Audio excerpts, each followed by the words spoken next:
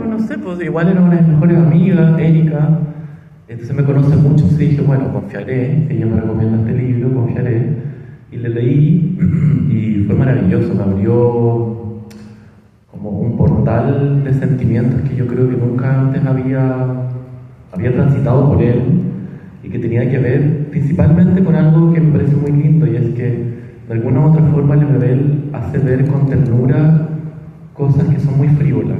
que tienen que ver con la homosexualidad, con los encuentros, con el buscar afecto, y eso está plasmado en sus libros. Me parece una dulzura tan linda, esa búsqueda constante de ese cobijo, de esa complicidad, de ese fornicar también, pero con alguna mirada en los ojos, ¿no? Con alguna cosa, alguna conexión, que para nosotros los gays, ustedes sabrán, amigas o amigos o personas que no tienen en su vida personas LGTBIQ, el amor es bastante esquivo para nosotros, lamentablemente, y nosotros también, porque la lesbiana me imagino que quizás les pasa similar. Entonces leerlo fue un poco esta apertura afectiva, una cosa dulce que a mí me parecía muy lejana a lo que yo sentía que era la experiencia gay. Y ya luego empecé a adentrarme en algo que me pareció muy interesante, y es Lemebel en el Biobío. ¿Qué pasó con Lemebel en el Biobío? ¿Qué hizo Lemebel? ¿Cuántas veces vino? ¿Quién eran sus amigas, sus amigos? Bueno, Ochi sabrán también eso más en detalle. Pero bueno, la primera vez que Lemebel vino a Concepción fue en el 91, a propósito de la invitación de su gran amigo Miguel Parra y Cristian Rodríguez, que tenían un centro que se llamaba CEPS, el Centro de Prevención en Salud Sexual y SIDA, que era un centro maravilloso que existió alrededor de 4 años en Concepción, entre el 88, 89 y el 92, 93. Ellos hacían talleres a trabajadores sexuales, les enseñaban a poner preservativo, les enseñaban a que había que usar un preservativo. Trabajaban con personas que vivían con VIH, que sus familias los echaban de la casa, y que no tenían ningún tipo de soporte emocional, y en el CEPS te daban ese tipo de encuentros y al menos que se generaban esas relaciones. Y en ese marco de trabajo del CEPS, que era un centro muy avanzado para esa época, pensamos que era el fin de la dictadura, vino Pedro Lemebel y Francisco Casas en tren a Concepción, y hicieron 2 acciones muy importantes. Lo primero fue una performance que se realizó en la Escuela de Periodismo de la Universidad de Concepción, donde yo estudié 20 y algo años después, y que me parece muy interesante mencionarlo, porque este libro, Las viudas odiosas de Lemebel, justamente lo que hace es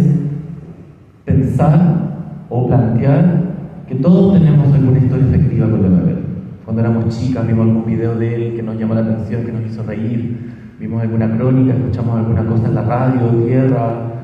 leímos algo en el Clinic, online en esos tiempos, en fin. Y a propósito de eso, Lemebel con Francisco Casas, en el marco del trabajo que tenían de las yogas del Apocalipsis, hicieron una performance en la Escuela de Periodismo en el 91, muy linda, que presenció acá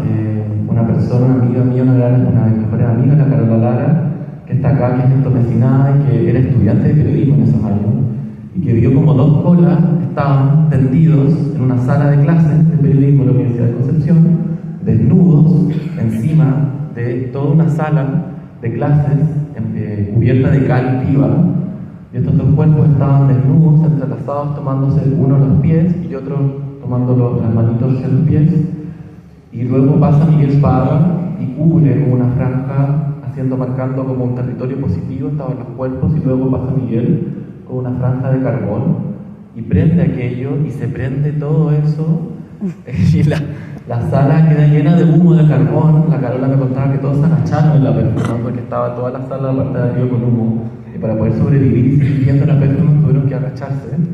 mientras sonaban los roots de Francisco Casas y Pedro Lemebel, un poquitito trayendo a la memoria esta oralidad o estos sonidos de los roots de los detenidos desaparecidos.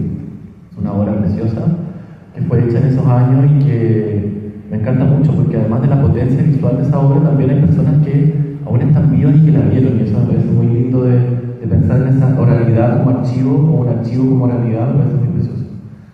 Y lo segundo también de Concepción, bueno, a propósito de eso, Lemebel escribió una crónica que está en un libro que luego les voy a mostrar, sobre Concepción y habla un poquito como de los humedales, la loca le dice los pantanos de Concepción, pero en verdad son los humedales que tenemos urbanos allá. Y habla un poquito de cómo era la movida que hay en esos tiempos, ¿no? A propósito de otro hito muy importante de la zona, que no se conoce tanto, pero obvio que la Víctor Hugo lo conoce, es que MBL y el CEPS organizaron el primer encuentro de homosexuales y lesbianas de Chile, en ese mismo viaje, un mes después creo que fue que vinieron, ¿no, Carola? Algo así. Se fueron a Santiago de las Locas y volvieron. Y en esa vuelta organizaron este primer encuentro de homosexuales y lesbianas de Chile en Coronel, que por lo que dice la Marco Ruiz en el libro Las viudas del MBL, medio que se agarraron todas de las mechas, medio que después hicieron salud, medio que se agarraron de las mechas de nuevo. Entonces era una cosa así media amigas y rivales que tenían, pero que parece que llegó a buen puerto, porque ese congreso fue maravilloso. Hay, digamos, alguna información de ello que han dado rondando, donde estuvo el móvil histórico, y estas organizaciones que luego se alzaron en la defensa de los niños y las niñas con una alita rota como yo, que nacimos justo en ese tiempo, y que estas organizaciones lo que hicieron fue abrir un poco el camino, ¿no? Para que nosotras pudiéramos caminar por ahí un poquitito, obviamente con dificultad, pero sí todo al menos abrieron un poquitito ese camino, y esta fue una lucha maravillosa que agradecemos. Luego de eso, de ese anecdotario sobre el MBL, también quería nombrar la crónica donde habla la OCHI en Santiago sobre la Andrés Pavés, que me parece preciosa. También porque yo conozco el trabajo de Andrés Pavés y me parece que es muy penoso que no se sepa mucho de él. ¿Quién era? ¿Qué hizo? ¿Por qué? ¿Qué hacían en su departamento en Rosal? ¿Quién eran sus amigos? La Pérez, la Jaime Lepé, en fin. Me parece que es como un patrimonio ahí que está medio silenciado, que eran amigas de la MBL y que eran todas unas locas muy chistosas y muy entretenidas e interesantes, de las que lamentablemente el SIDA se las llevó y de las que no conocemos mayormente y que son figuras fascinantes. Entonces todo este marco me parece como pensar cómo todas nosotros tenemos historia de alguna u otra forma marcada con la imagen del MBL, ya sea porque fuimos fanáticos de sus libros, la escuchamos en la radio, la vimos en la tele. Es que me gustaría pensar en cómo este libro, Las viudas odiosas del MBL, es un pequeño intento por pensar a Pedro MBL como una figura que es patrimonio de la disidencia sexual en Chile y que de alguna u otra forma todas tenemos un trocito de ese patrimonio. Si el patrimonio fuera algo material en este caso, quizás todas tendríamos algún libro de él autografiado, algún retazo de pelo, alguna pañoleta de él, pero en vez de materialidades tenemos recuerdos, tenemos cosas. Yo el 2012 la invité a Concepción y ahí la pude conocer en persona a través de la Universidad de Concepción. Dio una presentación maravillosa